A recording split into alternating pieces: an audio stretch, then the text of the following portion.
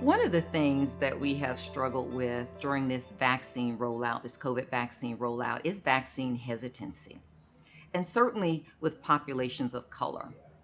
When we think about Dr. James Marion Sims, the father of gynecology, this is one such example. He developed a procedure that was greatly beneficial to so many women.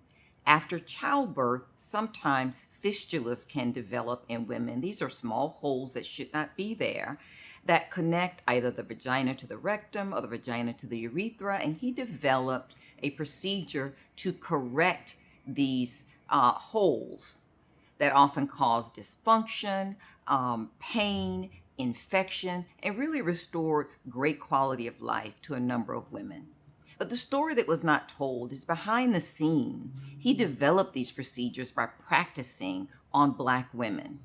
And these were women who had no voice, who had no advocacy, who were in need of shelter, in need of food, and really had no say-so and no autonomy over themselves or their bodies.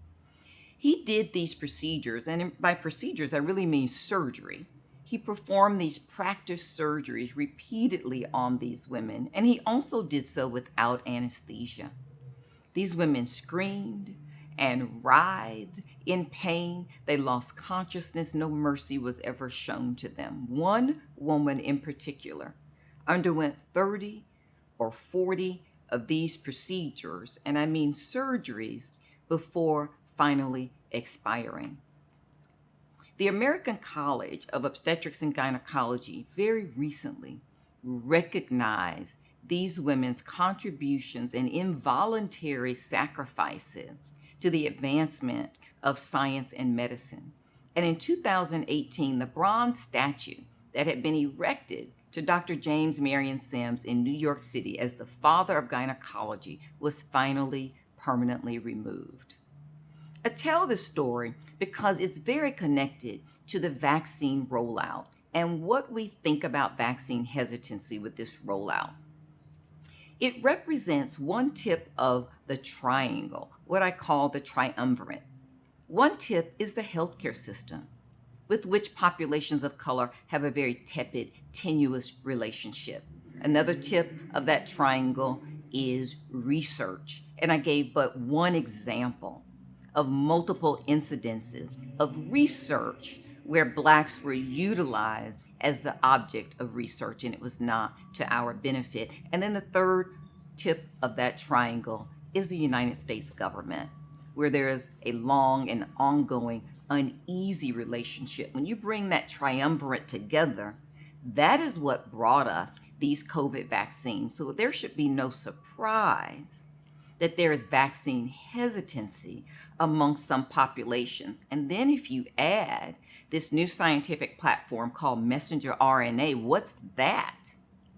When we look at how these vaccines were developed, the speed, the length of time, the SARS-CoV-2 virus, the severe acute respiratory syndrome coronavirus 2, so named because this is the second time that we've seen it. When did we see this virus for the first time? We saw an initial SARS outbreak, severe acute respiratory syndrome, in 2003. By and large, that outbreak was kept off of our shores. We then saw a sister in the coronavirus family, the MERS outbreak, Middle Eastern Respiratory Syndrome, in 2012, by and large contained to Saudi Arabia. But alarm bells were sounding in the scientific community, because now we have a family of viruses that are utilizing humans as hosts, and this family of viruses are airborne. Very concerning. The primary reason that's concerning is because we are Homo sapiens. We live on planet Earth. We are human beings. We require air to live. We breathe in and out 12 times per minute. 720 times per hour, 24 hours a day, 365 days per year, until the day that we die. We are unable to opt out of air. By the time we had our first case in 2020, therefore, 17 years of research had been completed on this family of coronaviruses. All of the preclinical work had been done since 2003. All of the bench work research had been completed. The spike protein had been identified as the key vector via which infection is transmitted into the human body, and all 30,000 base pairs of that genomic sequence had been identified and analyzed. All of this was done before the first case of COVID-19 was here in the United States, based on 17 years of research. What else accelerated that process? Well, the development of the vaccines generally occurs in 3 phases, phase 1, phase 2, phase 3, was accelerated. We developed a new model where we stacked these phases. The first phase, we did an interim analysis at a halfway point, looked at the safety data, and if that safety data looked good, phase 2 was begun. Halfway through phase 2, we look at safety and efficacy. If that data looks good, we begin phase 3, even though phase 2 hasn't ended and phase 1 maybe is still trailing along. In stacking these phases, as opposed to running them in tandem and taking a period of time in between phases to analyze data, we were greatly able to accelerate this process without sacrificing safety and without sacrificing efficacy. Why were we able to do that this time? We haven't been able to do it in the past. That is because we were provided resources. And by resources, I mean money, and lots of it, an unlimited supply of money. If you have vast resources, then the risk that the company takes in moving along a product quickly that may or may not have positive data at the end is removed. It takes almost $1 billion to bring a vaccine or a drug to market. So a company wants to be absolutely certain of its data as it moves from phase to phase before it develops an additional millions and millions of dollars. In this case, since there was unlimited funding, that process was de-risked, and we were able to utilize a new model that did not compromise safety and did not compromise efficacy. The last thing that happened is, remember, we're not under FDA approval. We are under emergency use authorization. What that means is all of the data is not available to us. What data is available? All the safety is there, all the efficacy is there, but our immunity data is only 60 days of data. That is the minimum requirement for emergency use authorization, that our population is at risk and that there are no other viable therapies or interventions available to us. 60 days is required. Under FDA approval, full FDA approval, we would need almost a year of that follow-up data. And when you think about that, 30,000 people were enrolled in the Moderna trial, 40,000 people were enrolled in the Pfizer trial, and almost 42,000 were enrolled in the Johnson & Johnson trial. All of those people would have to be followed out to a year's time, which could take almost 2 years to develop all of that data. And the United States government did not see, because we were in a pandemic, that that was a viable option because our health and quality of life were at risk. So what do we know about immunity data to date? At this point, we have 6 months of immunity data that is very strong. Next month, we'll have 7 months of data as we continue to follow all of these people who are enrolled in the trials. The month after that, we'll have 8 months of data. The month after that, we'll have 9 months of data, and on and on. We literally are in this in real time. And that's one of the reasons why we cannot answer the question of whether or not we will need to take these vaccines annually or every 5 years or every 10 years, because we still are waiting for all of the immunity data to come in and be complete.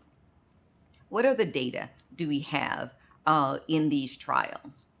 If we look at the FDA briefing documents that were submitted by Moderna, Pfizer, and Johnson & Johnson to the FDA, what's interesting to note is of these populations, almost 110,000 people, 30,000 in the Moderna trial, 40,000 in the Pfizer trial, about 42,000 in the Johnson & Johnson.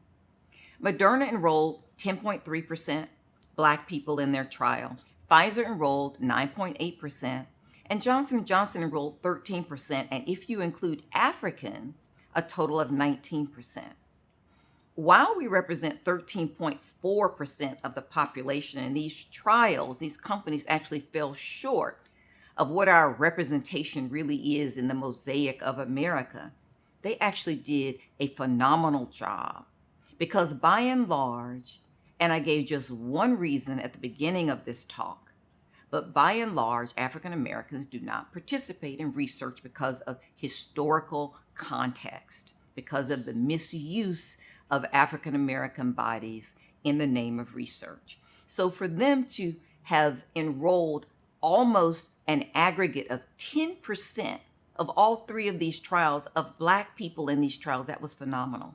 When we look at the Moderna and Pfizer trials, and I look specifically at the Black population, when I look at the number of symptomatic COVID infections 2 weeks following the second dose of both of these vaccines, what I see is that number is 0.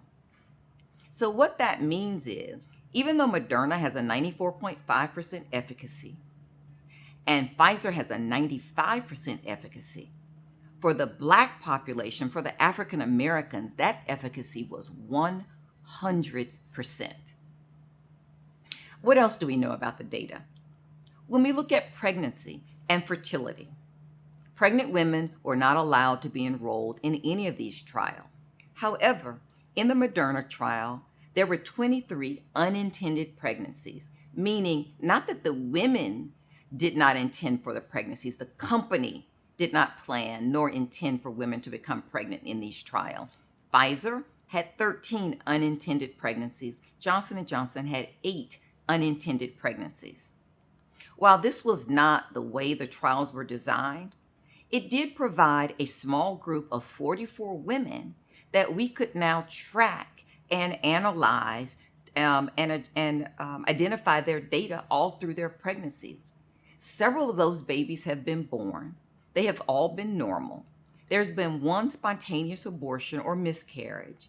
And in that particular woman, when we looked at that data, she was in the placebo group, not in the actual arm that received the vaccine. When you register to get the vaccine, after receiving it, you can download an app called the vSafe app. This app allows you to report any type of side effect or discomfort that you would like to report.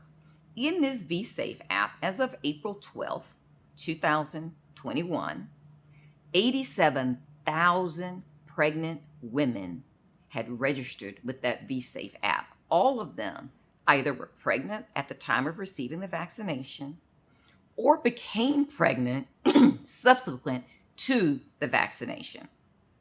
87,000 women.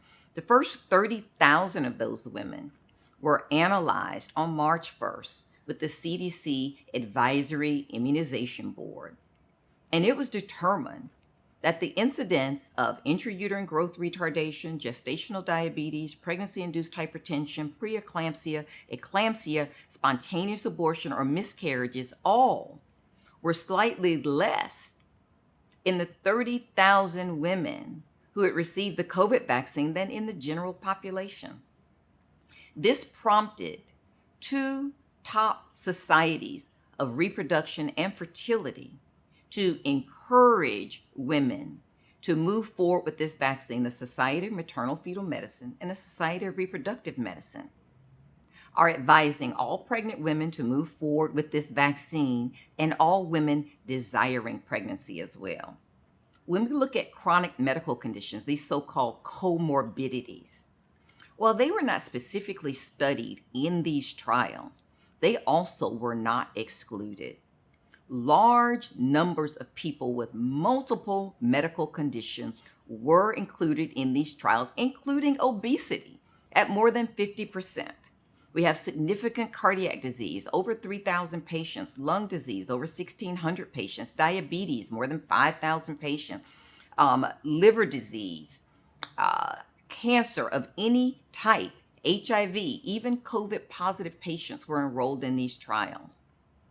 What that tells us is that this data that was submitted to the FDA is relevant to these populations of people with chronic medical conditions, the same as it tells us that this data that was submitted to the FDA is also relevant to the African American population. So if you have a chronic medical condition, we certainly want you to consider taking these vaccines because you're at risk of more complications than someone without a chronic medical condition. So for instance, if you have heart disease, and you are infected with COVID-19, you're 6 times more likely to be admitted to the hospital than someone with COVID-19 who does not have heart disease.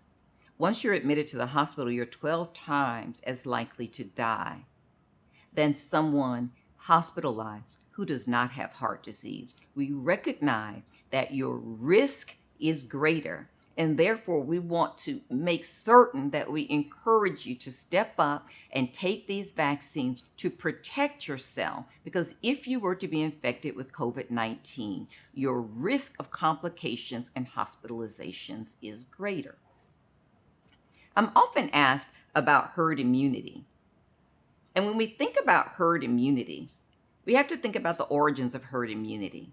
And that's back at the turn of the 20th century, in the 1900s, with farmers, cattle farmers, herds. And what farmers noted was that if their cattle survived, the ones that survived any type of infection or outbreak, not only seemed to be immune, but those cows that had not been infected or even subsequent calves born to the herd also were protected. And what was noted is there needed to just be a certain percentage of that herd that had immunity before there was no opportunity for any type of virus or infectious agent to penetrate that herd. Medicine adopted that, and we still call it herd immunity. In this case, for COVID-19, we probably need herd immunity at greater than 80% to protect all people in the population who are unable to be immunized. Don't forget, children make up almost 25% of our population. As of today, they still have no options for vaccinations, for treatment, for medications, nor for interventions of any kind. So it is incumbent on all adults to step up and take this vaccine such that we can create herd immunity and create this zone of protection around our children who are vulnerable and unimmunized. The other thing that I'm often asked is about community immunity and why that is not desirable. Let's say I live in City A, and City A is not supportive of the vaccine. Maybe only about 35% of the people have taken the vaccine, and we are sort of living our life in that way. And then we go to City B, and City B has been very supportive of the vaccine. 98% of the people have taken the vaccine. They are maskless. They're no longer practicing public health measures, and they're feeling pretty comfortable and have returned to their normal state of life. What happens, because we are an interdependent society, eventually people from my town will mix with people from the other town. And even though my town was not immunized, what has happened is we have been a pocket of mutations to develop. And so then when we come to the town that's very protected, we bring all those mutations with us. Those mutations then have the possibility of overcoming the immunity in town B and also evading the vaccine. And then we have to start all over again at square one, developing vaccines against these mutations. And that's why community immunity is not desirable. We have to have immunity in our society. The Johnson & Johnson vaccine recently was taken off pause after 10 days. What have we learned? Initially, the vaccine was paused because 6 women had reported incidences of a specific type of stroke called cerebral venous sinus thrombosis, and the FDA wanted to take a closer look at these women. All women were between the ages of 18 and 48 years of age. All incidences of these clots occurred between days 6 and 13. At the end of this 10-day investigation, Johnson & Johnson has once again released this vaccine to the public and has asked just that a warning be added to this vaccine. What did they find?